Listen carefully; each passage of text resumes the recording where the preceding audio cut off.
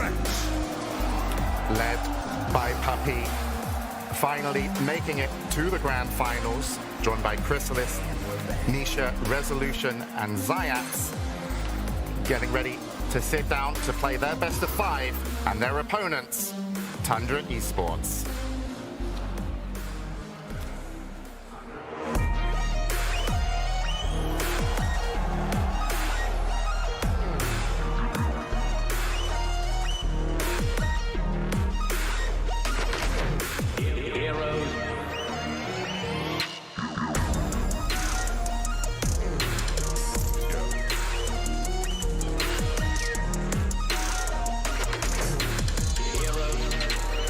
Tundra Esports. The undefeated so far of this international, Skitter 9-33, Satsa, and Snaking, joined by Coach Aoi. This team had only dropped 1 map, and they dropped it to their opponents that will be facing in the grand finals, Team Secret. One of these teams will go down in history, their names added to the Aegis. This match, who knows what it has in store, but let's hear from the teams, because we actually got Secret to talk about their undefeated opponents, Tundra. I think Tundra overall have 5 skilled players, and they are a bunch of, I call them cheaters, you know? They're just a bunch of cheaters. They got some cheaty strats, you know? 33 is just gonna come up with some stuff, and you're gonna look at it and you're gonna be like, yep, that's cheating. That's just cheating. They have 2 guys, basically like 9 and 33. They're like kind of unique in a way that what heroes they're playing. Like 9 is playing some Street Breaker mid lane. Tundra using a lot of Zoo heroes for Search 3, because that heroes kinda cheesy, because if he plays it and you not counter well, you're gonna lose like in 20 minutes. In my opinion, in my head, Tundra is still the best team to beat. On top of the fact that they're 5 skilled players, they just kind of like manipulate the game a lot. And that's what Dota really is about. It's about breaking the game. And they do it pretty well. Manipulating the game, Tundra have been doing that all the way through this tournament. And last time they played Secret, every time they got that big team fight, that 1 win sheep, they just held control, Tundra. It was so hard for Secret to really kind of just push back against them. It's because they're so good at micro and just abusing the map to its fullest. You take any half of the enemy's map and you're cutting waves. You know, you saw they lost a team fight and 33 is just using his courier to drag a creep wave down the river to keep it away from their towers. Like, these guys are just abusing this so hard, and you can't ban all of them. And you're speaking of micro and all these cheesy heroes from 33, Pop even calling them kind of cheaters, but that's not what I saw like in the last series that they've played. Tundra outplayed them hard. They got into Team Spirit's head. Yeah, Tundra's kind of morphed themselves into this hyper-defensive team where they wait until they know the best timing they can play on, and then when they hit that timing, they cross the river, they occupy the map, and they choke out their opponents. Like this series, it's Secret having to come in with the adaptations, with the understanding of Tundra. Like Tundra, they don't need to change anything. Yeah, it's a really good point, because Secret have been adapting though. Last time these 2 teams played, they picked up the Silencer, which they had success with, and that was their counter to Tundra's team fight. When Tundra wanted to go in, the Silencer bought enough time. Last series, Secret beat out Liquid, and they pick up the Earthshaker.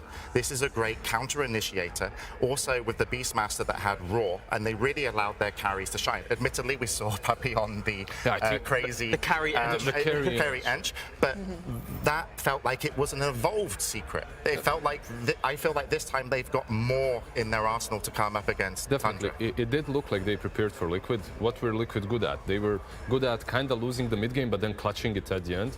Like the way Secret drafted as well, Morph and Sniper, they went late. They got that shaker that you were speaking of. Like they got that shaker to secure those late game team fights. But honestly, Puppy is angry. Like he picked that Ench first phase Enchantress, 0 heals, leveled stats, just carried the game.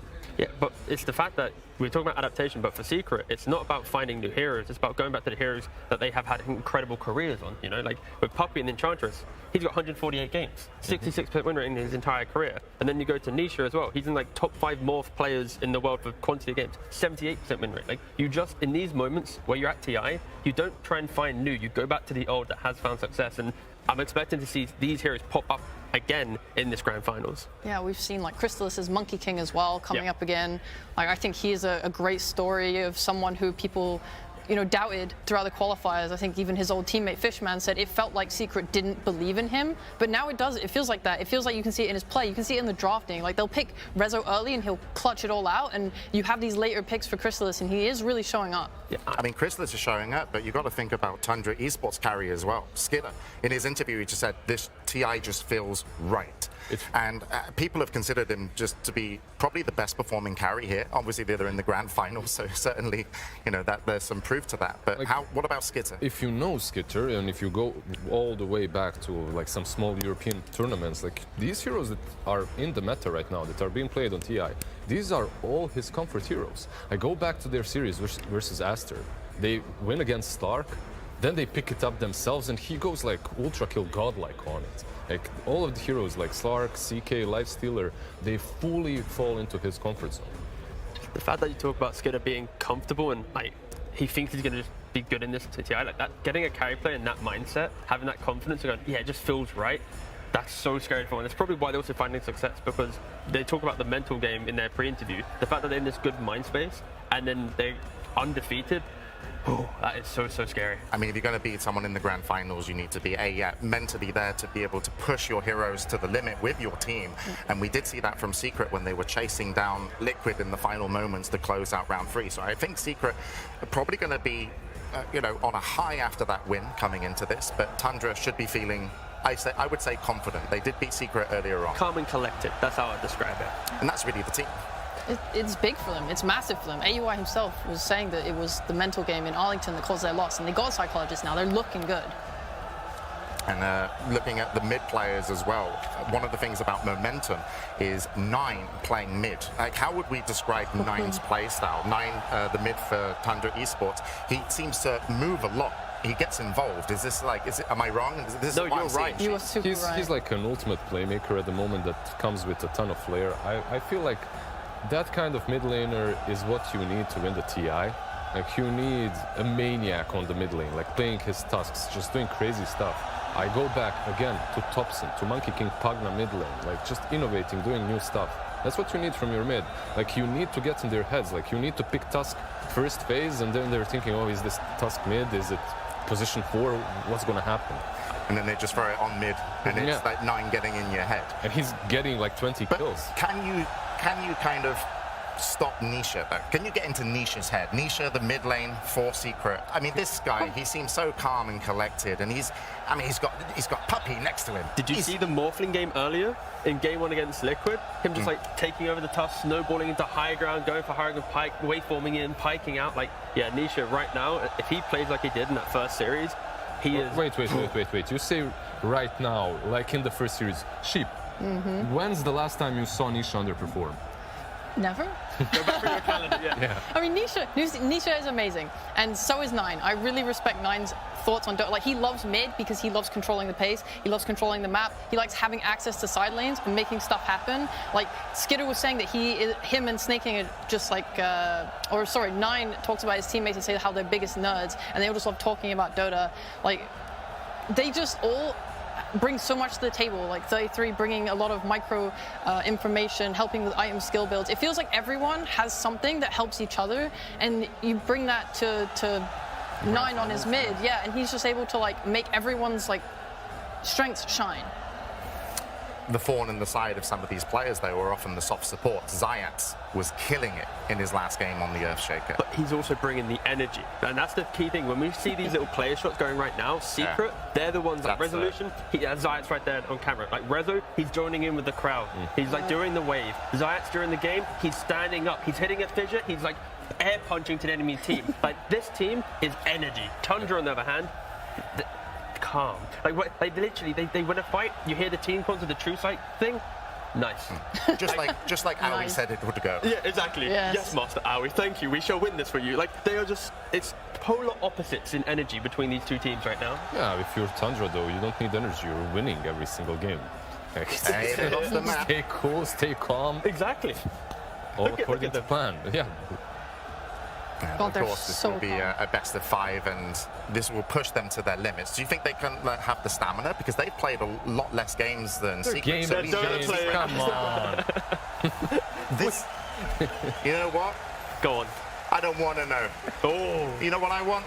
I want the match 1 to start Team here. Secret's The grand turn to finals. Let's ban. get into the game.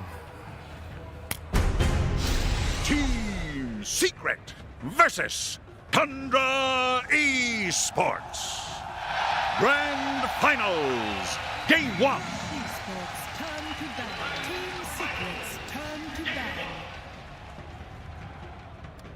Thank you very much, James. Yes, we're here and we're ready live from Singapore for the grand finals of the International 11. Tundra up against Team Secret. I'm Only Pixel and I'll be joined for this draft by the one and only Seb, No-Tail and Fog.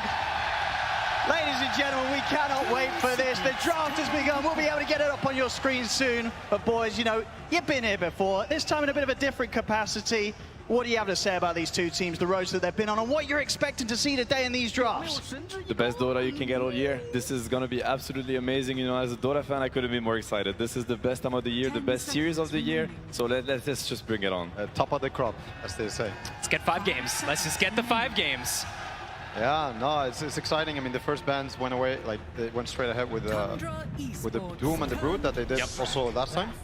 And this time the Lesh went through. It's already a big change. Lesh has been banned against Secret in every single game so far. Yeah. Like during this weekend, playoff weekend. So and now there's they're no letting surprise. it They're through. letting you through with an idea, right? Yeah. Tundra has decided to play against the very, very scary Secret Lesh. Nisha has been incredible on the hero. Rezo has been also doing, you know, great games on it. So yeah, very, very big statement already from Tundra. It's like, we're ready to break your best hero. It's going really fast already. I really hope that it slows down a bit for the second phase bans, because I wanted to mention Neta's hero is in first phase this time around. Quite often they end up with a Visage or a Doom or whatever they can get their hands on.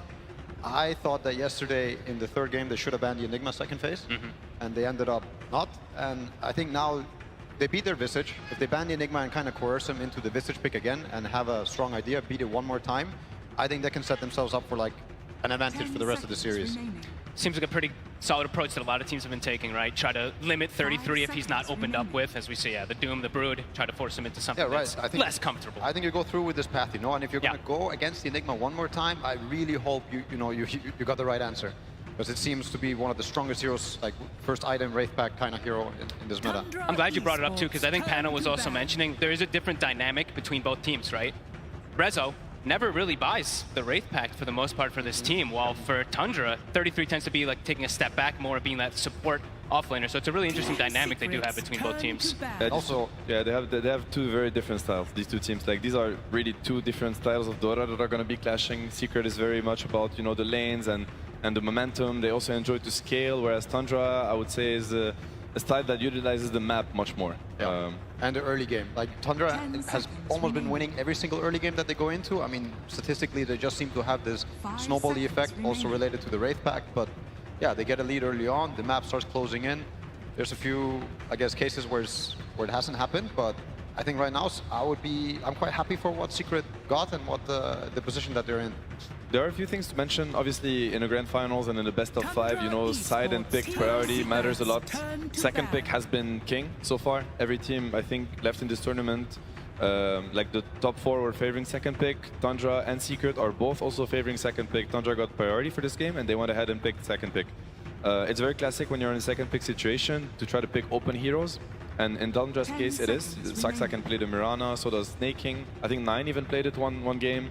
The Tuskar can obviously be put on support position as well as mid, so they're keeping it open and they're looking to really try to counterpick Secret as much as they can in the second phase. I think they're looking to, you know, match the Tusk with the Leshrac mid in case they get the notion, but we've seen Resolution also play a very mean Leshrac this tournament. Mid players have investigated the Mirana versus Leshrac also matchups, so I don't know if it's something that's we could probably see. Something, We could see that too. We haven't seen this one too much, but it's a Saxa specialty, right? That has to be a Saxa hero. So yeah, I mean, everything is pretty still flex for Tundra, minus the Hoodwink. Quite like the concept, at least, versus Lesh, because the biggest problem about this hero is just knocking him down, right? Not letting him use that Bloodstone to effect to just heal up. Hoodwink with the Shard and everything too, you amplify damage that everyone else is doing, you have the high burst from Sharpshooter. It's an interesting concept that could... And they also have a very long-range high nuke. Oh, there we go, Secret go for the Enigma. I'm actually very happy to see that. I think this could also be a support Enigma. I've seen Poppy play that Enigma himself. I mean, he's been very famous for his Enigma over the years, but he actually brought it back to his own kind of playbook very recently. Obviously, it could very well be an offlane hero and Rezel's hero. That's probably the most likely, but we'll see what Secret goes with that. Yeah, really interesting, because that also could probably be the Wraith Pact carrier as well too for Secret, so maybe now they're starting to switch their dynamic a little bit to match Tundra. Definitely, and yeah, I think this is one of the few drafts where 33 has been really set up for success. Usually they kind of throw him under the bus. I mean, you know, when it's 33, it's not really throwing him under the bus. He strives under, you know, with any hero in any situation. But right now he's gonna get a late pick, you know, either 18 pick, like after this sequence from Secret, or actually the ultimate last pick maybe for Tundra. So, you know, we're looking to see 33 in a very favorable situation, which is always scary to play against. Yeah, it's been 7 out of 9 games where his hero got first phase. Yeah. The last 9. So here he gets a delicious second phase. I'm curious to see what it's going to be.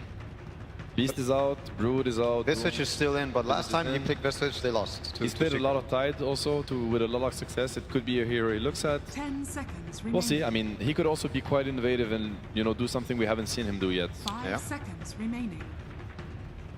But yeah, we see the Lich, so most likely the heroes are starting to get locked. Like Nisha's most likely the Lesh, Resolution's going to be the Enigma. So one of the trends we've seen this tournament, obviously this Leshrac has been dominating, and one of the answers to this Leshrac has been a heavy amount of physical damage. It's something that punishes the Bloodstone, you know, when he kind of dies through the tag team or the Slaughter. We've seen the Snipers, the Linas, and then we've also seen, as an answer to that, the Liches and the Sven with the Shard or Lich Frost Shield, kind of helping the Leshrac fight through. In that case, you know, Tusk counters Lesh, but Lich helps Lesh play against us. Oh boy. And we're going for the Naga. Ooh. I think this is one of the stronger strats that I've seen come out of Tundra and also in the meta. They get the classic Naga Mirana, but it's also this very long range, kind of hard to get heroes together, so it can be a real pain to be an Enigma or to even be a Leshrac in these type of games. And it seems to be Tundra's style that you guys were mentioning also too, is opening up the map, right? That's what this hero always allows you. It lets you pick and choose your battles when you want to. When you're playing versus something like high cooldown like Enigma, can tend to thrive.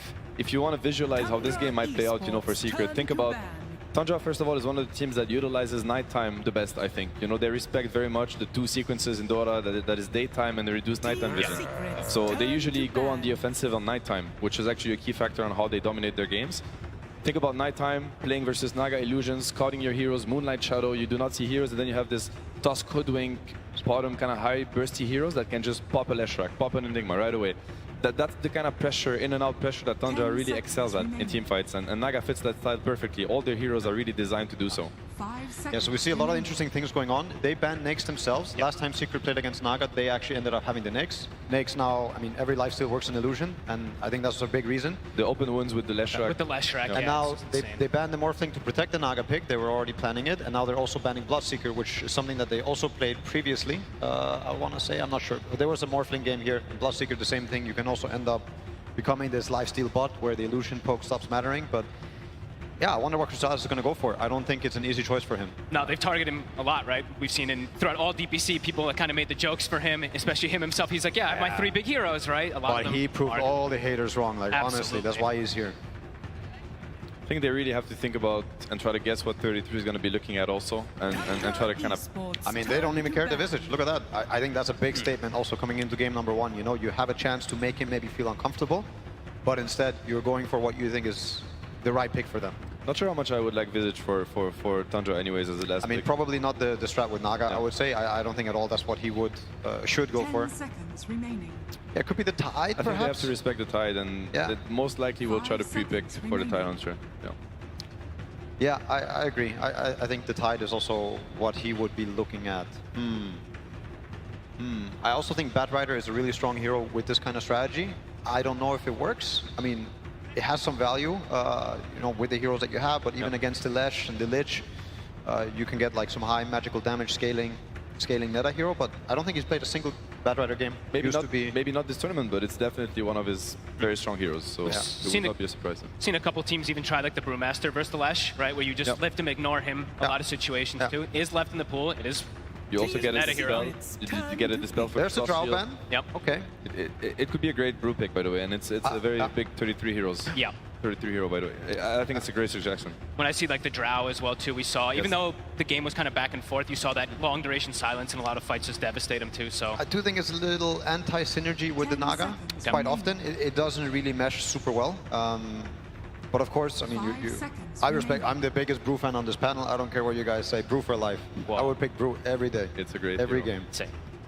But not really, because I can't play it. But if I could play it, then, Let's see. I mean, they have very What's little time left? to work with. What's and left a for lot of Crystallis? heroes have been banned for Crystallis. Yeah. I mean, he's played some Ursa and Ursa this game. no, probably not, right? But out of the heroes that he's been looking at, I mean, Yeah. I'm just. It's hard. It's hard for him to choose. Ursa, I he's think. played Ursa and Dawnbreaker that I can think of this tournament. Dawn is still in? that aren't banned. the Dawn was nice when they played it. Oh, That is an illusion. That's an illusion killer too. Nice. Yeah, and the Flesh Sheep now also working Yeah. against small instances of damage. It's a good matchup. I mean, I think it scales pretty nicely into a Naga. It's also the hook versus the sleep. It has a lot of value. I mean, even now you can even hook through sleep. Yeah, you They can. changed that, so you can hook your allies out, you can hook the enemy. Yeah, and this Naga cannot sleep TP with the early levels of sleep. You need, I think it's level 3 sleep to get full max range. And this Pudge with Frost Shield, Exactly. he's going to be really hard to take down. It's a nice frontliner, nice like yeah. distraction as well for the Lesh, right? Yep. To kind of do his own thing. The Pudge can kind of force spells onto him and then protect the Lesh. That's. Do you pretty think cool this is pick. Crystallis calling, or do you think this is like the team and Heen, you know, providing also good suggestions? Because I didn't even think of, you know, this Pudge coming in here. I had forgotten. I think a lot of people might. It has kind of started getting forgotten in a way, right? But because Lifestealer was so prominent, people have started to learn how to like play versus it. But And he goes They for will it go anyway. for But hey, isn't this Lich Pudge against the Tidehunter? But I think he looks at a lot of the tight bottom, chain stun, you know, with Of course, the of course, It's yeah. like they're going for their bread and butter strat. And obviously, I do feel like Secret covered very nice angles. Both teams really got drafts they must be super happy about. And that's the first game. So it's very exciting. Who would you rather be? Hard to say. I think Tundra, their strategy is very strong. You know, I'd put Secret on the back foot, even though I really like what they went for. So I believe that this is just too good of a Lesh game. I think Lesh is going to pace on them, and I think it's going to force them into these early fights. And with the early game that I see Secret having, I would have to go with Secret draft to draft, even though I'm also the biggest Naga lover on this panel. Like, I think Naga is an incredible hero. I think if it goes past a certain point, I think Naga is going to start being too much of an issue. But I think Secret's going to roll on them. And Fogger, yourself, I mean, that first pick sort of still standing strong as these two have sort of said. And Nisha, he's sort of been the one to stand out and kind of single-handedly carry Secret through some of the tougher games. Is this going to be another one of them, or do you think Tundra do have the methods to deal with this Lesh? I'm with my boy Johan, I think, this time. I like the Lesh Pudge versus the Illusion strat. I think it's going to be pretty hard for Skeeter, but maybe 9. You know, his Tusk has been miraculous in some games, so eyes on him. I hope this game doesn't go on for Secret's case. If not, I think we're going to see another repeat of yesterday's game. Long game, Naga doing his thing. Slowly, people start getting picked off. You get forced into your base. Yeah, I mean, Secret, they're going to have to bring the same early game that they did yesterday and, you know, keep the ball rolling. Sure, and Seb, do you sort of also agree in sort of that timing sense that if this does go on, Tundra as a squad, and especially with the lineup that they have here, it's going to be tough for Secret as the minutes pass? I've seen Tundra's first map this tournament, and ever since I can't stop thinking about them. I've watched all their replays. I think the way they play Dota is absolutely wonderful, and in my opinion, steps ahead of other teams. So, you know, I can't not put them favorites, whatever they're gonna play actually. So I really want Secret to challenge them. Yeah, and sort of just in terms of overall feel as well. You know, you're coming into this game 1 of the grand finals on the main stage. Who's got the easier to execute lineup? Easier? I mean, I think it's Secret. Yeah. I would say it's Secret. Like, I think Brilliant. Tundra have to dodge bullets. Like, they have to dodge the Tide lane. They have to dodge, like, the snowball from the Lesh and, like, how they're going to get momentum. Yeah. I mean, my gut is telling me Clement wants to break the curse. He is not here for second place. He's here to win. Okay, well, thank you very much, boys. Looking forward to having you join us for Game 2 draft. But for now, just before the game, we're going to be able to head over to Slacks and hear from the coach. Thank you so much, OD Pixel. Hello, I am here, ladies and gentlemen, with Howie 2000 from Tundra. First time we're seeing him today. Give it up! Oh, there we go! The stadium is alive, my friend. So good to have you yet again. I got some bad news for you. Okay, Lesh, Enigma, Pudge, I hear these are pretty good heroes. You guys let these ones through, no bans. Are you prepared for this? Have you, you know, spent your time getting ready? Yeah, I mean, I think for the finals today, we decided we want to, it's a best of 5. We want to play versus the last track, see how it goes. You know, it's a best 5. It is what it is. Okay, all right. Are you confident in that last pick of the Tidehunter? Big beefy boy going against that big beefy Pudge. What does he provide for the team, if you would give us any insight? I mean, we're in the finals, the patch, hey, come on. Give me some real info here. I think he'll buy good aura items and give us some team fight versus them. I think Netta's Tidehunter is, like, by far one of his best heroes. He wins, like, every pub on the hero, so we're really confident on it. Okay. Sir, how far do you see this series going? You think we're going to Game 5? It'd be fun. It would be fun for you, and it'd be fun for us, but let's find out how at least Game 1 is going. We'll throw it back to the casters. Thank you very much, Slacks. And one more thing just before we get into the action. We've got a very little special video here from Resolution, a bit of a pep talk before this game begins. Let's hear what he had to say. I mean, honestly, like, this is what we play for, guys. We are playing for this moment. Let's enjoy every second of it. We're not gonna get many of these. Maybe 6 more. I mean 5 more. That's what I want, but you know, still. Let's. There we go. Some fantastic words there from Rezo. Nice. Smiles all around as well. Very much ready for the game. We'll see how ready he is, though, because Tundra, they're going to find him here for this first bit of action. Trapped out by the shards, or maybe not. No, we can't quite get around. Doesn't matter. He's going to get hooked underneath the tower. Christmas gets the angle, but Saxa was the first to get that first kill. Gets first blood for Saxa. But in return, Nisha will be able to pick up the kill onto 9 there off the back of that excellent hook for Chrysalis. Trade. But Nisha, as you mentioned, he gets the kill, so we'll get that earlier bottle for the matchup mid. And yeah, let's look at all these lanes, how they're going to be broken down, right? We've got the snaking. He's been playing this Mirana time and time again throughout this tournament. 4 branches, strong laning items, and we've got this this 33 tied with Saxa on his Hoodwink. Something they haven't played too much as of late, but they used to play it a lot. Get a hook onto the Tide, they'll be just fine. And yeah, lots of physical damage coming out from this bottom lane. Something that I think can be sometimes deceptive. I mean, look at that. Nisha's kind of interested in getting involved in a bit of a chase there. But won't continue to take any more attention away from the middle lane, or just be left to Chrysalis and Puppy to chase 33 down a little bit. Chrysalis, of course, having to be careful himself. We'll see them settle here into the laning stage. And, you know, we've got to sort of talk about as well comments there from Aoi before the game. Do you sort of like that approach? Game 1 of the grand finals. Oh, yeah. I like it. Just to see if you can deal with it. You've got many games to recover if it doesn't go great. You know, it's something that people always talk about with Puppy, right? What he does, he gives the team their heroes. If he beats it, then it's like, oh my god, you know, you kind of break a team strategy. So I think it's a really cool approach.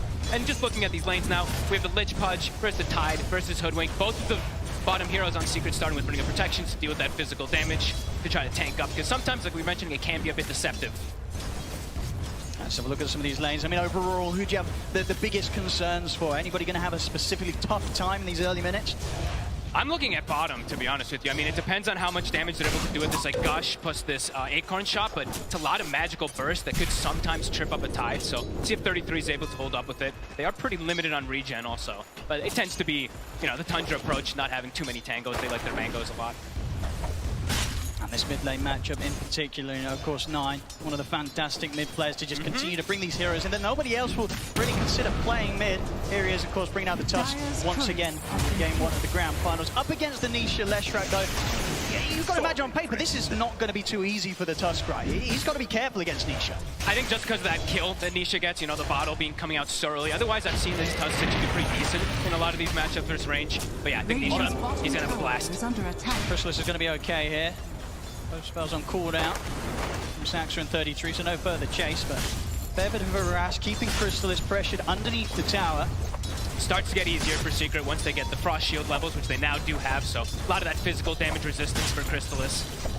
But as we've seen so many times, Tundra, this offlane, these two, they're special together. Something about them. They even lane matchups you think they can't win, they sometimes end up just doing some type of crazy lane shenanigans and coming out ahead of it. So let's see how they do adapt. I mean, what are some of the things that they do so well that kind of means that they, you know, countless times they are the duo that's just winning out in this lane? It just feels like they always know how to trade a little bit better. Either they either trade or they just do these constant lane pull shenanigans with Saxa, just re-manipulating where the lane positioning is. So it's just a Tundra specialty. We're seeing top also starting to have a bit of struggle, as tends to happen versus these Enigmas. The Eidolon's building up. Chrysalis will be okay. I mean, that bottom lane really... It's the lane to watch. It's a case of, you know, how much do Tundra try and push for that kill on the Pudge? Yeah. Before Chrysalis is suddenly getting buffed up and able to turn around, you know, Saxa in particular has to be very, very careful how close he gets to the Pudge. Up on the top lane so far. Any sort of surprises here? No, not so much. I mean, the Eidolon spam, you know, it continues to happen whenever you are playing those carries. It's going to be affecting you a little bit. But Skeeter, he's holding his own, him snaking. They have kill threat constantly, too, the early point in net with that arrow combo. So something to look out for, especially on Zayat. But Rezo, he's always got those Eidolons, so they have a lot of ways to protect and block.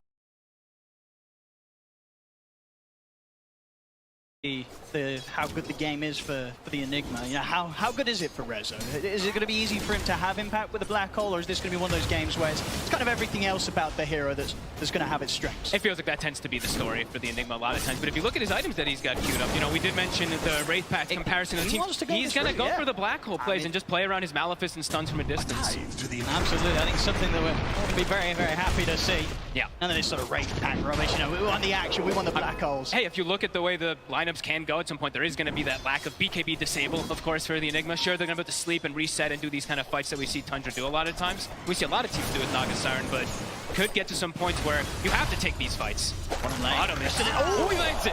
Lovely little angle there. They've got the blast as well to slow Saxa down, but because the creeps are pushed in, tower hits will be tanked up by the wave, so Saxa are able to walk out. But Chrysalis definitely showing so far. I don't think he's missed a hook, really. Every single one of them on point, so got to watch out for those down the road. But 33 is free farm. So that lane that we were taking a look at, they've actually been able to solidify for this Tidehunter pretty nicely with Sox's harassment. And Chris is just staying kind of low, which is a bit scary. He could constantly be getting on him. We'll have that ring of health coming out to him, so likely to be consistently in a position where his health's a bit higher. Saxa will find himself on top of Chrysalis. They're trying to get aggressive on towards the Pudge. Saxa has the stick charges at the ready. Chrysalis, he's going to get the kill before he goes down. So they push for the kill there on the carry. I imagine something that Tundra's going to be pretty happy with. Saxa goes down, but all according to plan, I'd imagine there for Tundra, taking down Chrysalis. Yeah, they just have, like we said, there's just such an interesting approach to the way they do it. Even the Blades of Attack being picked up early on 33, not going for any tanky items. This is a fighting build. Phase boots right away, trying to benefit off that Blightstone, any type of minus armor they can put onto this Pudge. And it worked. Yep, and this is sort of the classic def you see at this sort of moment. Prong supports in that bottom lane. Me and Saxa can get over the mid, get the Vault top back up. Voila. Definitely the sort of trades that, if you're secret, you're not going to want to allow Tundra to get against you anymore in this laning stage. Be a bit more careful on when they make the calls to commit for kills. Up top. Not enough to chase. Catch on bottom, though. Constant aggression on these side lanes. Once again, Chrysalis trying his best to trade, but especially when it's 33 that's the one on top of him. Not at a point where Pudge just has enough damage to kind of bring down the Tide. Tide's able to threaten them. Back up in the top jungle, Zayat's and snaking. Snaking might be able to get this. Same time in the mid, Nisha. He's got a decent amount of mana to try and run down 9. Stick charges are there, though, and 9 far enough under the tower to survive. But back in the jungle, Snaking will win the battle of the supports. Yeah, we see that stat build for Snaking really working. Nisha. Very low around this mid lane. There's a punch. Saxa's coming to try and help out with the setup. He's got a bit of a bottle charge and a Fairy Fire. It's not enough to keep him alive, though. 9 and Saxa take him down. Saxa coming out with some top moves already from so the intentional death bottom, helping out the mid, and once again being around that mid lane, around these power runes to get that extra bit of power that 9 needs to get a kill. And now look at bottom. That physical damage, Chrysalis. It's too much. Bushwhack, I mean, Saxa. He's in every single bit of place that they need him to be. That's a big hit, of course, with that 3 points in Anchor Smash and the Blades of Attack on top of the face. But that's a hefty right click coming out from 33 off the back of the Anchor Smash. And I mean, this Hoodwink, it's looking kind of spooky, Fog. He's all over the place and he's making big moves. And it's into, like, Secret, they did the preparation, right? They had to bring the protection to kind of try to protect versus physical. They had the Frost Shield, but it's not enough. This build from 33, going for that Wraith Pact, more than likely rushing it. He's going to be able to keep his sustain down there, too. She's top lane. Yes. What an angle there for Snaking, sneaking round through the trees, catches Rezo by surprise. Wow. Tundra getting kills up and down the map right now. The Eidolon's not quite enough to finish Snaking off. Maybe they can still find him in the jungle. They can, and just off to the side of the lane. They will be able to take him down in return. But very much we're seeing sort of the support from Tundra really just enabling the cause already in this early laning stage, getting them that extra bit of a bonus off the back of these kills. 6-3, 1k lead at the moment for Tundra. Really clever moves. Really clever positioning as well, too. And we're probably going to see more of these rotations, 15 seconds until we do have that power rune coming out. So eyes on Saxa, see if he does make the rotation. Even filling up again for Knife, so I want him to be as fight ready as possible. 3 heroes collapsing on both sides. Trying to get the chance to trap him in there with the shards. Won't quite find it. We'll see 8-minute power in where it's going to be. It's going to be top. And it's a big one. This time they'll be able to hold on to it. Nisha able to grab it. Snowball coming out the way of Zayat. Connect Only going to set up for the stun from Nisha. He's ready to run down 9. 9 has got the help from Saxon. Saxon with the bushwhack holds them back, but they'll still be able to run down 9. At this time, Secret, they'll bring in the extra firepower required around this mid lane. They're going to make sure that this time round, Nisha, he's not left alone. There's just so much burst damage from both sides. We're going to be seeing heroes just getting popped left and right. But after the start of the laning phase, it's looking really nice for Tundra. Even though they were up against some of these could be tougher lanes, they've done excellent versus them. The Naga Siren farming perfectly fine versus the Enigma. Even getting that early kill is a big deal. So Secret, they want to start getting a little more active. Early little smoke here from Nisha. Feels like join Zayat and Rezo up top around this point where level 6 is on 9 for the Enigma. Rezo. Black hole if he finds the chance to turn and use it. Nine is going to try to go for it, but Rezo is ready. The 6 is there. Black hole comes out onto the two of them. Zayat and Nisha, they're in with the cleaner. Tundra, they try and make that play. And another one. Now Saxon's got to be careful getting himself back into the trees, back behind the tower, but Zayat, he's still sweeping around. They may still find him. See how much they want to try and search. It's going to be difficult to find him. He's pretty deep, but Nisha, very resilient, continues to go further and further into the trees. They'll catch him as well. 3 dead on the top lane. Tundra, the ones to start that play onto Resolution. It was a big risk to Tech. They were really banking on the fact that he was on his own, but he wasn't. The smoke from mid, Secret, they catch them by surprise. Beautiful read, really. After these last few moments, Tundra getting all these moves that are working for them. Secret, they strike back. Tundra, and also, I mean, they made this move. It's not the squishiest of heroes on the Enigma. With just these two on Tundra, they need a little bit more burst, so do have to be careful. And now he gets tower. It's gonna be really early blink going. Yeah, early tower will definitely help fuel that purchase. Already pre-10 minutes and hitting these sort of objective timings. In this top lane now, would you imagine, if you're Tundra, how do you sort of start to slow down Secret speed of getting control of this half of the map? It's not going to be easy. They might have to just start making moves elsewhere. Maybe use the illusion just to scout things out, but it's not going to be easy for them to really just contest up versus Rezo now at this point. After dying once, it kind of dissuades you from really going up there until you do have, like, Sox having level 6 to have that extra beta burst damage to follow up with the Tusk. Might look to start playing around 33, I'd imagine. He's the one who's having that incredible game. I believe he has the Vlad's finished, so maybe looking to start pressuring this tower down here. Of course, he has that Ravage good to go if he sees a chance to set up for a kill on Crystalis to get some extra help. They're going to toss back onto Snake King. Doesn't stand a chance against the amount of damage they've got. Back down bottom, trying to hold back Crystalis. He's got the Vanguard. A bit hard to commit. They try to glyph for it, but does get the hook onto that siege. They're bringing in a third here, and 9 is around. With 9 diving in.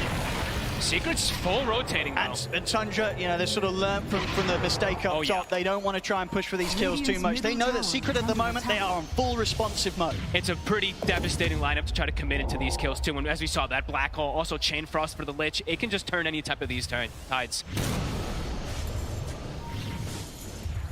Being much more careful now. See in terms of position for Tundra, they'll leave for that top lane here for the Mirana.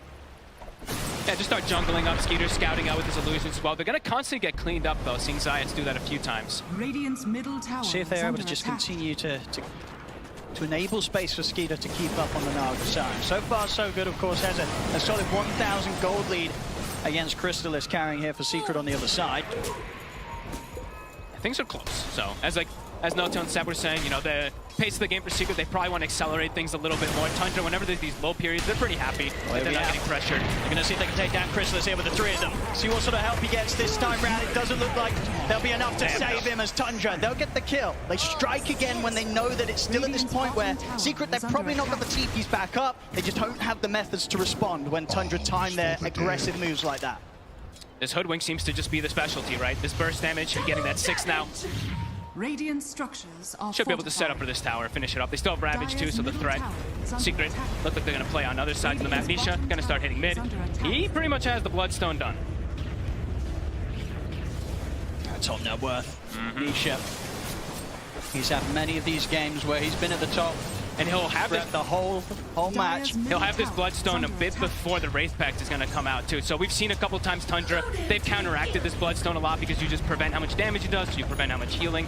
So if they do get that timing, Secret could start to take advantage of the map a little bit here. Bloodstone is done, so playing around this Lesh, it's going to be problematic. Tundra might have some issues in these next few moments. They're going to have to bring the Tusk and the Hoodwink maybe into most scenarios just to burst this Lesh down. We're seeing A Secret, they know They're how ready to strong fight. Nisha is at this moment. Oh, they yeah. smoke him up, take him anywhere on the map. It's got very They outnumber tricky. Tundra. They'll have a very solid fight on their hands, no doubt about it. Saxa in good position, The scan blocked up by the catches. Moonlight. Scan as well catches the Secret rotation. So maybe unlikely now that Secret are going to be able to make this a sort of jump with any sort of level of surprise. Quick turn with the bushwhack, Big make sure moves. that there's no further jump over towards Saxa, and Saxa immediately ready to turn. The trap Zayat in the shards, sets up for both the arrow and the sharpshooter to bang on target, take down the kill.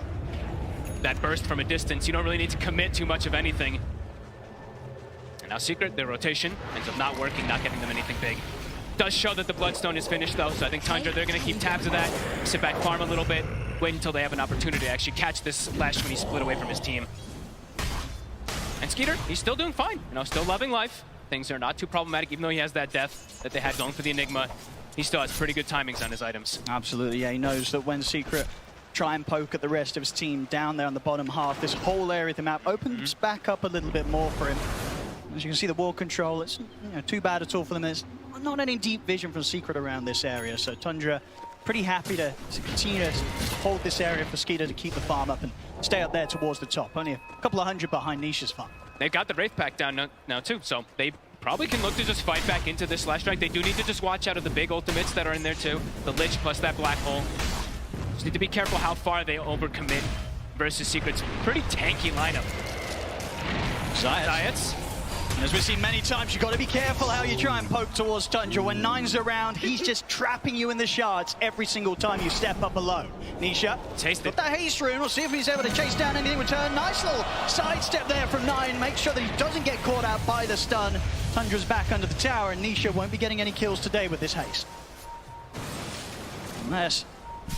I mean, they're watching him though. I mean, they know that the haste is about to come to an end. Again, some excellent dodges from both sides here. Last minute or so, Nisha making sure the arrow doesn't catch him by surprise. They need more heroes there. If they're going to go for some type of Ravage play, they need to go for those chain stuns if they're going to try to get Nisha. Very tanky, 1800 HP with the Bloodstone. And as you say, that is the thing as well, though, for Tundra. If they try and play with their ult Secret, they'll very much be ready to respond with their own ultimates. Both teams having huge team fight ultimates to drop. We'll see in the middle, Nisha. It's the time again, he's on his own. They have Bloodstone charges, but Tundra, they just able to blow him up. A bit of a rare situation there where Nisha was alone, and Tundra, they make sure they don't miss out on the opportunity. And they make the move immediately, and nobody else is around for Secret. No, he didn't have any help, exactly. And they dropped the Wraith Pack down, so there you see, even though he popped Bloodstone, he has all this damage coming out. It's actually not that much damage, nor that much healing. No cares if they're going to commit Ravage there, it's perfect. Should be a free tier 1 tower, I'd imagine. They have put the fortification. We'll see if Secret try and force a fight. There's still 10 seconds, no Nisha. Look at the vision control as well, too, from Tundra. They have Ward on high ground, kind of watching everything right now. And they're back off for now, respecting the fact that Nisha soon to be back up. But the damage certainly done to this tier 1, incredibly low. Next push will take it off the map.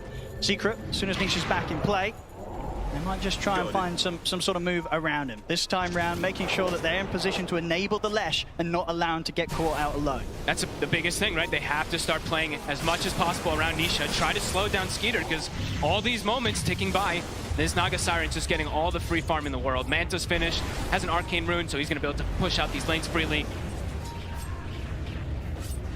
Just keeping all these lanes shoved in, so it's hard for Secret to really make a move without them getting caught themselves. And yeah, that deep vision, Tundra, I mean, having these deep wards that haven't been taken out is a big deal right now. 4K lead for Tundra. Very much, you say, taking over the map. And with the Moonlight Shadow. Saw See if Rezo. they can catch Rezo alone. Rezo senses something's up though. He is squishy now. I mean, he has not built any HP items whatsoever. 1000 HP. They have a plethora of burst damage. Which is a scary place. Tundra, they won't hesitate to dive if Nine's able to set up with the shards into the trees. He's going to try for it, see what he can find, and he finds him. It's a perfect trap. I'll get the bushwhack in as well. Rezo getting taken down behind his tier 2. Once again, Nine just continuing to be bang on target every single time with these shards. And this is pain. I mean, look at the moments. 5K gold lead now. Crystallis, he hasn't been able to find much of anything after the laning phase.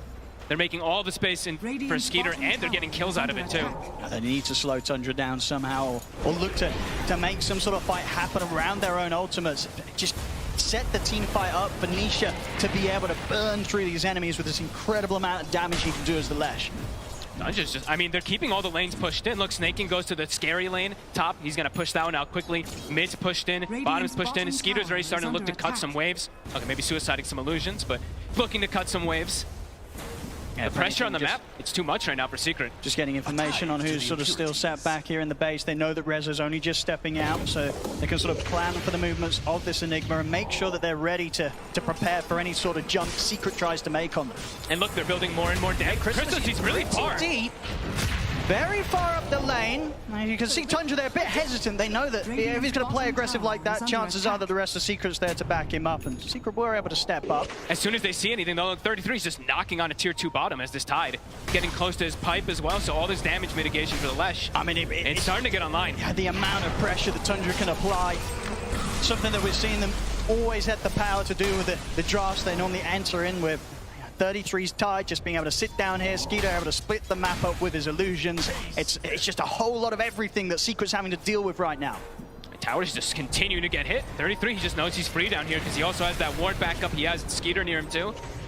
Tundra playing the map beautifully. And yeah, they got that shard early on Soxa, so that burst damage that we were talking about, they're gonna have so much of it to take out this Lash, to take out that tanky Pudge. And yeah, lanes are already starting to get cut. There's already a Naga Siren problem.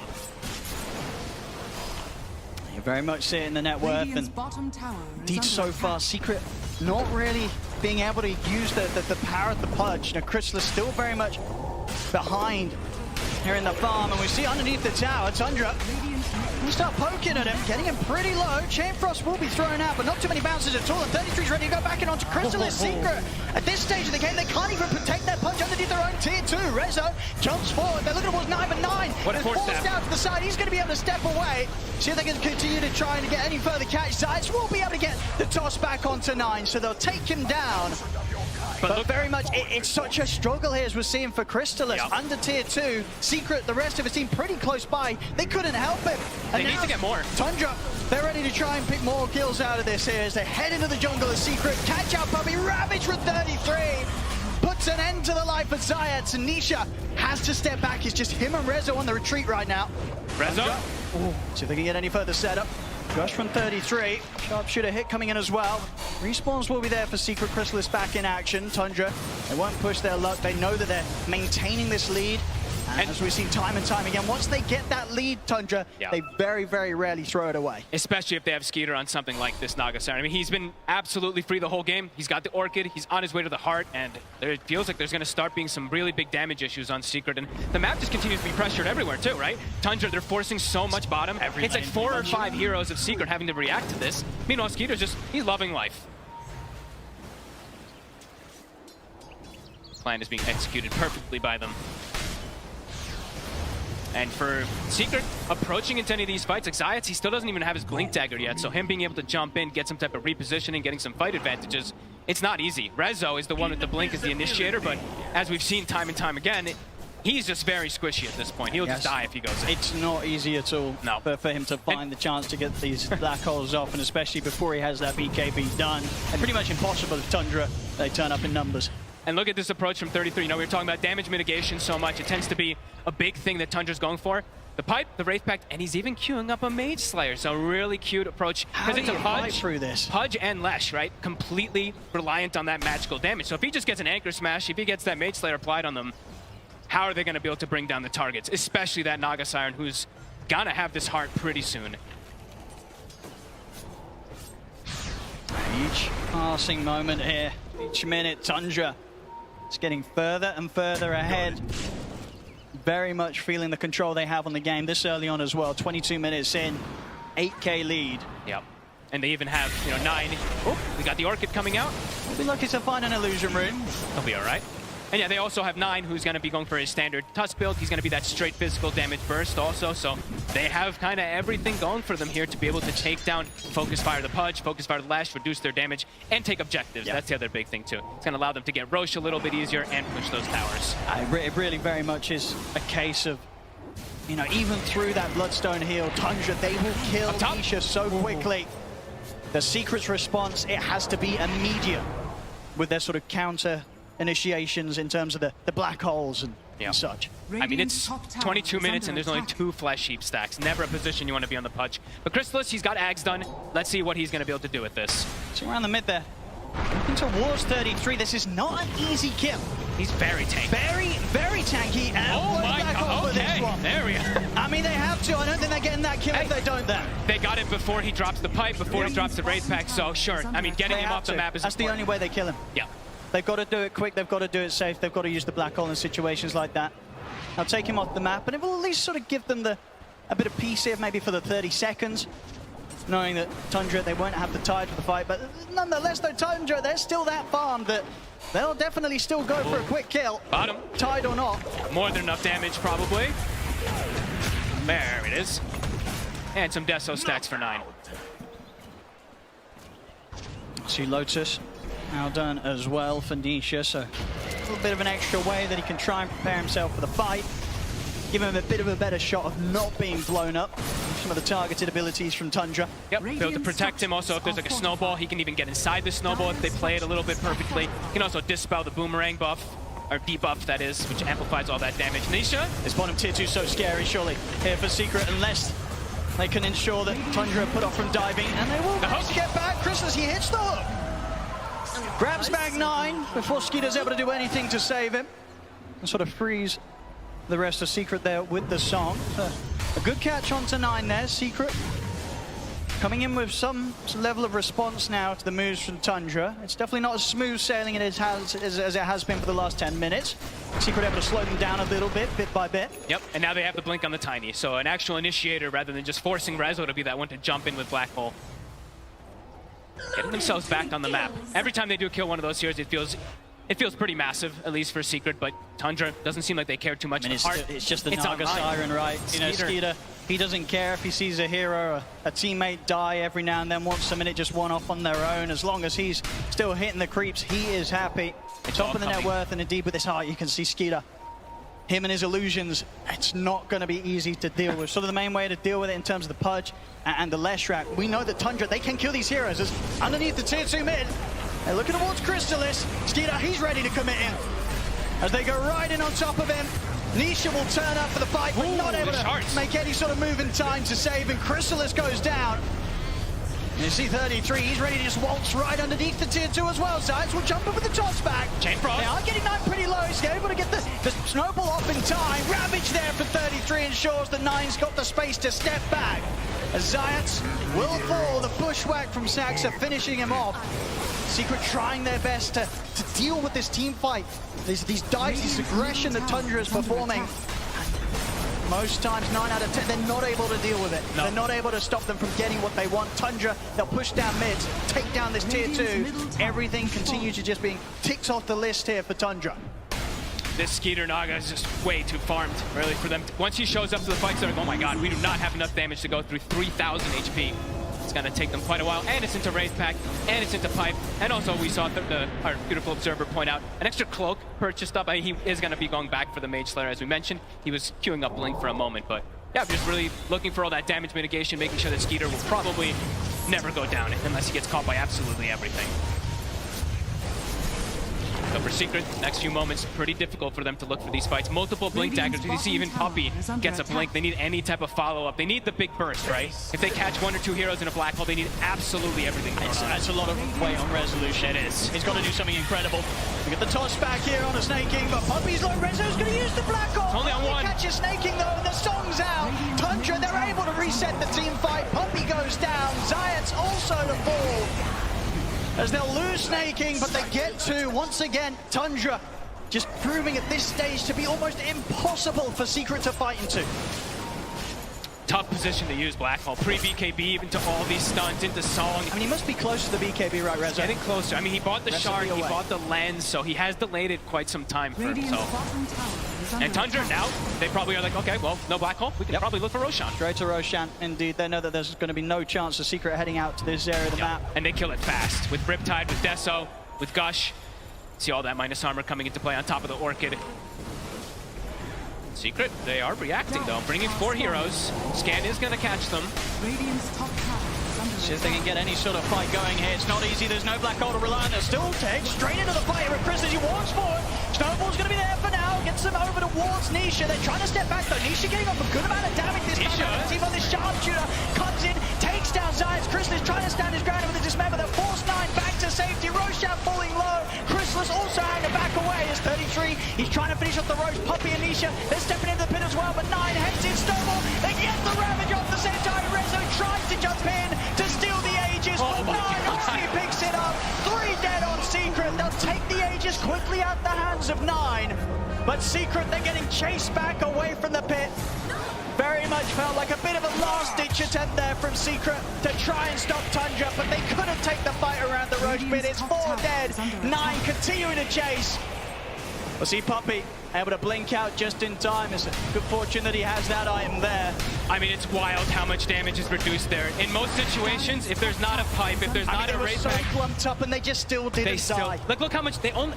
I'm saying only because when we've seen these pudges on these leshes, when they're able to stick on targets, 3 heroes inside that, you would probably see some 10,000 worth of damage or something. But look at this, the damage mitigation completely protecting everybody there. Radiant's middle tower is under Secret, attack. they really had to go all in to make a move like this, and they certainly do. They go straight into the pit, and of course, having to try and fight. Rezo doesn't have his black hole back up. Look at the micro too, right? The Wraith Pack. Look, he pops it and sends it up north to kind of hide it away from everybody. So Secret, they're panicking to try to kill this thing, and meanwhile, they're all just dropping lower and lower. Yeah. Great plays from 9. The Snowball initially to dodge the Chain Frost with his team, and then Snowball to kind of guarantee that they can get up that Roshan.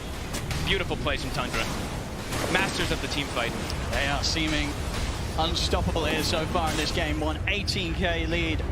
And it's also, you know, Ravage, it wasn't up until that exact moment as well, too. Stepping up in the mid, they've got the arrow connection.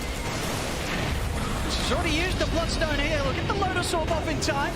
Limited safety in his own Snowball, but it's only going to tear him far away from the safety of any of his teammates as Nisha will get slowly but surely taken out. Puppy as well to fall. Zayat's caught out by the net. It's going to be 3 dead on Secret.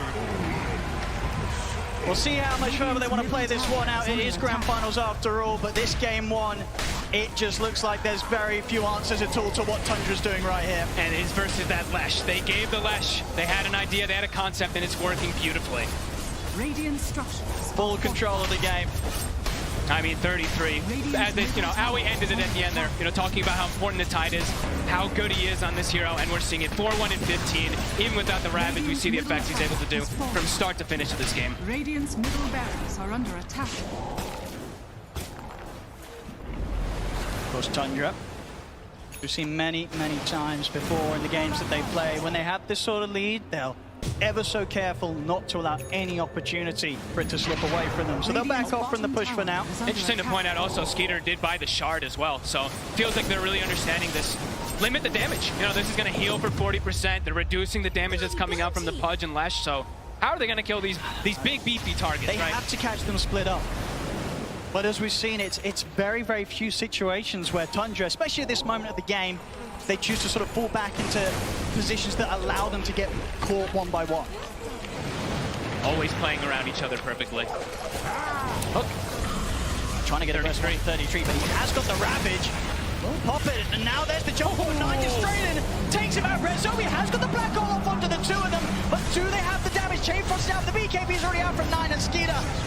It was a nice 2-man black hole, but there wasn't any follow-up, and now Tundra, it looks like once again, they're setting up for the cleanup. They've got the catch on Tanisha. Bushwhack will trap him against the tree. The arrow for Snake, it keeps him locked down.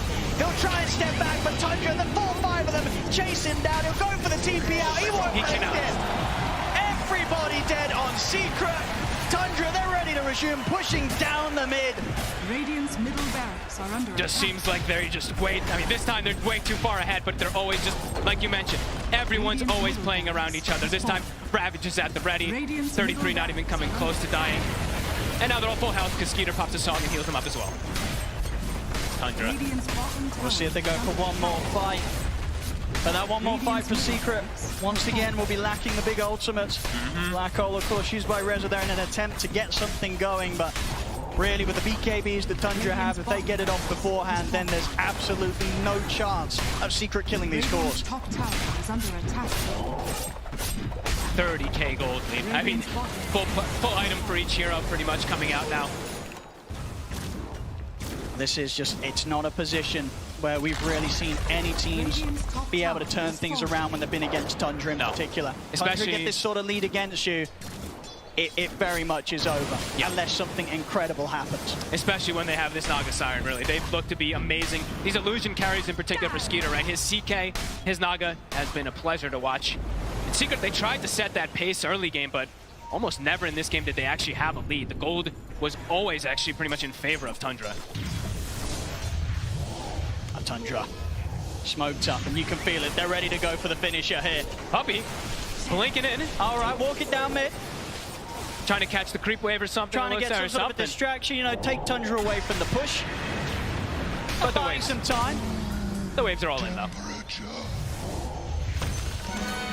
See bottom there, Nisha. He might be in a bit of trouble once again. We'll see Puppey coming with the buyback, but that sharp shot there from Saxon nearly finishing him off. They'll go with the snowball over towards Crystallis. Chain Frost comes out from Puppey. Crystallis commits it with the BKB onto 33, but 33 is just so There's no damage. He barely cares at all that this Pudge is on top of him. Another hook from Crystallis will catch on, but 33... Oopsie. It wasn't the cleanest combo, but at this point, Tundra, they don't even need to hit these combos. They'll just back off and reset.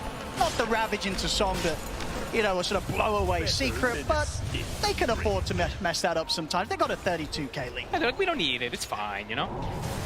Do have to watch out, though, as we see Black Hole back up in 10 seconds. It's going to have to be a 5-man. Even then, I don't know. Doesn't even feel like they'll have the damage anyway. It's got to be a 5-man, and it's got to catch them before they press BKB. Yeah. And before Wraith Pact or Piper down. We'll find 9 in the trees. He gets the BKB off before the dismembers there. Saxon able to poke in from the side. He's waiting. Bushwhack. Crystallis, he's getting low. 9 tries to chase him out. Crystallis gets taken down. 9 caught by the fear. See at the side though, they're focusing down Nisha. Nisha goes down. 4 star to the side. 9 caught by the avalanche. Will go down. Secret able to find some sort of semblance of a trade there. They'll take out 9 immediately. Nisha does commit in with the buyback. I'll see if there's anything Secret can do here with this minute where Tundra are without their mid laner.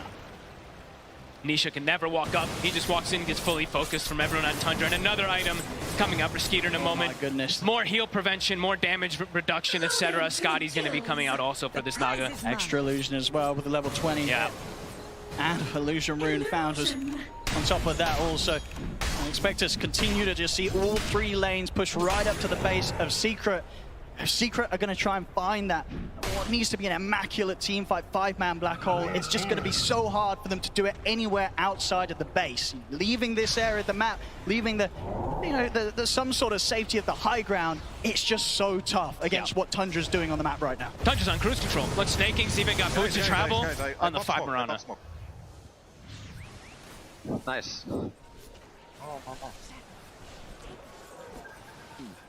They don't know what to do, bro. Come on, relax, bro. Okay, holding, guys. I got Vicky. Oh. Well, there we go, very much. You can see Secret, I think they know that this is a spot game 1 that's tough, but there's a long series ahead of them, so making sure to keep things light, keep things positive, and very much still continuing it to give it their all. Smoked up here, Zayat some resolution. I think most people find it, you know, you hear Puppey like kind of laughing in these type of games, and you're like, oh, okay, whew. A heart now for 33. This is a scary place of resolution and Zayat. Close by to Tundra. And everyone on Tundra is just so farmed at this point. Pretty much every single hero in core. Snakey. So hard to get any grab, any toss back. Oh yeah, Snaking's got bots, Lotus, 4-staff, Drum. I mean, it is massive. a 5-position Marana, by the way. We've seen some farm supports today. This one's certainly up there from Snaking. Tundra just tend to do this a lot of times too, right? Distribute their wealth nicely, especially, I mean, at this point in this game, of course, when they have all the space in the world, but... Can they see 33, but he's got 4,000 health. They're gonna try. Get the toss back. It's just, it feels so rough to try and commit onto this tide. He just Mage Slayer hits them and they do nothing. They've got to back off. 33's toying with the idea of a Ravage as well. Nisha really getting caught out by the Bushwhack. Will get jumped by 9. He's in with the Walrus Punch. A Secret just scrambling back up towards the high ground. And I tell you what, I think they're quite lucky to get out of there with nobody going down. They can't even, I mean, they tickle the tide. This build really from 33 is working perfectly. I mean, it's unkillable. The Pipe Wraith pack we've seen so many times, but just throwing in this Mage Slayer because he sees that both cores are this magic damage emphasis. 6-1 and 21, exactly what you hope to see from your offlane. 4-1-15 on Skeeter. Should be another one here for Tundra. Again, these illusions from Skeeter making sure that Secret, they cannot even dream of getting anywhere close to the Roshan. Every lane pushed in. Puppey, up for a journey, trying to maybe collect some bounty runes. Blinks will be okay, Snaking won't find him. But the Rosh acquired 40k gold lead, back to business. Absolutely just passing by the sort of 1k gold a minute, something that you very rarely see in terms of a lead in at this stage of the game. Pretty much a full nullifier done as well from 9. Even tougher to try and protect that core that gets jumped upon by 9. They're looking to go to, they're smoked. So many of these heroes just get immediately burst down, especially Puppey. With that Aegis, Tundra know that they can look to get into the face of Secret. 33's taking the tower by himself. He's just anchor smashing it. Yeah. He's got the talent. Chrysalis trying for some sort of a hook. They can't stop him. I mean, we'll see Zayat. He's looking for a toss back. A 9 in response immediately on top of it. That Zayat's gone. No buyback for him. Chrysalis. He'll pop the BKB. He's got to use it to step back, get some sort of distance between him and the rest of the team. He's going to try and stand his ground on 33. And 9 jumps in with a Warrior's Punch into the snowball. Overall, Nisha Rezo. He's going to go for the black hole. The song is there. It's healing him. I mean, the black hole and damage alone, not enough to take him out through the BKB. Rezo's out. Does have a buyback, but even if he opts to do so, won't have a black hole to use. Tundra, they'll continue this push up towards the top lane. Taking down this set of barracks. A Secret, we'll see if they go for one last move. Maybe hope that Tundra gets a bit close to the fountain, but Tundra, they don't mess around. They're not making any mistake. 33 pops the Ravage, catches out Nisha and Chrysalis. Chrysalis getting low. He might just be able to reset this time as he is over towards the fountain, actually able to lift Nisha. Also able to keep himself alive for now with the Lotus. Reflects the net, but 33 is Skeeter in on top of him. No one else able to get Nisha away from Tundra as he's out for 100 seconds. The tier 4s are gone, they're on to the Ancient. GG is called. And Tundra, they take this game 1, and my goodness, they take this game 1. This was not close. Tundra in full, complete control. I mean, it felt like after 10 minutes, Secret, they didn't have a chance at all in this one, Bog. It felt like even from lanes, right? The rotations from Saksa kind of putting on this pressure onto Nisha.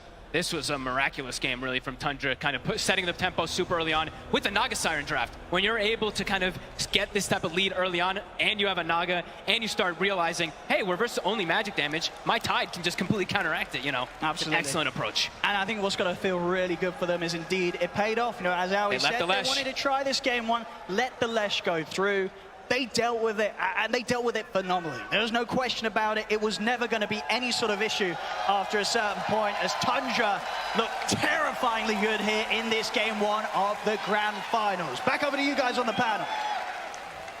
Thank you very much, Odie, Pixel, and Fox. Yes, Tundra executing psychological warfare here in game 1. They let the Lesh through, and they destroy it, and you saw Secret just walking off. That felt a little bit heads low. This is probably one of the most devastating first matches we've had at the Grand Finals at International. And it looked really good at the start, in some ways. I mean, they had 5 heroes. Like, they did have 5 heroes. I mean, one of the plays that I was most excited for that game was when they came mid and ganked, and they managed to kill 9 on his Tusk. And in anticipation of his respawn, they thought he's going to move somewhere. So they smoked Zayat and Nisha to top lane, where they then do a counter gank on 9's respawn TP. And that was like, I was like, that's so cool. Like, they're really shutting down 9's Tusk this game. Like, Nisha's just following him around the map. I don't know, I feel like, James, you're completely on point. This game is just devastating. Bro, come on. You're picking... You've been Trust me, I've been in games like this, not at the international, but this is similar. a lot of what my MMR matches look like, and yeah, but you know, I still play more. Cheap, Tigal, they've been given Lesh, they've been given Pudge, and this Naga is still not counterable. In the last series, they've been given Magnus, Monkey King. Like, you've been given these Empower heroes. Ember, I believe, was in that one as well. Like, you have just so much AoE damage to deal with these illusions. It just does not work. Lesh, however, they They proved it here, right, T? It can be countered. It can be countered. And I think right now for Secret, after this first game, it's identifying the fact that Tundra, they are this team that when they get into an aggressive position, they're going to hold it against you. Like this lineup from Secret, if you get out ahead in the laning phase, sure, you have the AoE damage from a Purge and a Leshrac, you can deal with the Naga Siren. But when you lose your early game, and Tundra is the best team in the world at just choking out, playing aggressive, not allowing you to cross the river, make any plays, and on top of that, 33, I know we kind of touched on it lightly, his itemization, he's identified the fact that if he gets a pipe, a Wraith Pack, even a Mage Slayer, I think Knoxville tweeted that it's like the 5th time a Tidehunter has ever picked up Mage Slayer on this hero, like he can just stand up front. So now in Secret, if they ever find the Tide, you can't kill him. If you then find anyone else, you're going to get an Argo Song. Like, it was just exceptional gameplay from them. But yeah, I think the Leshrac is the key story right now for this one. Well, I think we need to know more about Leshrac, T. Oh, yay. Because will we see it again? Oh, I mean, tell us more. Oh, tell us more. Well, of course. So Team Secret coming into this tournament, or at least into the playoffs, they'd beaten PSG twice in a row with the Leshrac. They had beaten Thunder Awaken twice in a row with the Leshrac. They were one of the best Leshrac teams in the tournament, but this game here is the first loss for Nisha on Leshrac, going now 4-1. Don't forget Tundra, they've not played any Leshrac at TI so far. They've not even touched it. They played it 6 months ago. So for Tundra to come into this grand finals, to give Secret one of their best heroes, beat them with it, potentially Tundra, it could slip into their hero pool throughout this grand finals. Isn't there another team at TI? It's quite a few. That didn't play Lesh? Yeah, back in the day. Back in the day, CDEC, they did not play Leshrac, and it cost them a TI win. It was pretty devastating, but looks like it's going to be the complete opposite story here. It was also a very broken hero back in the day. Yeah. And it still is quite a broken hero. And luckily, Nine has played some Leshrac this week. He played 3 pub games on it. So this strategy from Tundra, give Secret Leshrac, beat them with the Leshrac, never play it at all. It could set up for some mind games going into game 2, maybe game 3, that Tundra surprises Secret with a, haha, we actually do play it type strategy. But maybe I'm kind of getting carried away there. Well, it didn't work out in game 1. But do you think, Tundra, we talked about their map control. You know, they had really good vision. They strangle at the map. But one of the other things is this a counter to Leshrac as well. The fact that every single person you want to kill is just so hard, and they have backup. Because you don't want to be chasing a Mirana. Hoodwink, you know, gets into the tree line. You don't want to open up on the Tide. So it seems like they're not only masters of the map, they're really masters of control. And Leshrac needs to go deep into the fights. And so what do you do? Get a blink? Yeah, like Lich. Lich got himself a blink. Why not Lesh as well? Like blink on Leshrac is actually not that bad. It can happen later on in the game. They had different problems though. Like the initiation needed to happen after Ravage, post Ravage. That puts a lot of pressure on Rezo. Like you could see so many black holes that are targeted. Well, he catches a couple of heroes, but those heroes already pop the BKBs because he cannot wait. He knows that if he waits, the Ravage is there. His teammates are already dying. Leshrac, so many times he goes in, and he's the sole hero that's hitting the Wraith Pact. Tough. But of course, Team Secret will take a moment backstage. They're going to have a little bit of time to kind of regroup and pick up their heads. But we did hear from Team Secret earlier as Avo sat down with them before the grand finals. Welcome, Team Secret, to the round table. Are you guys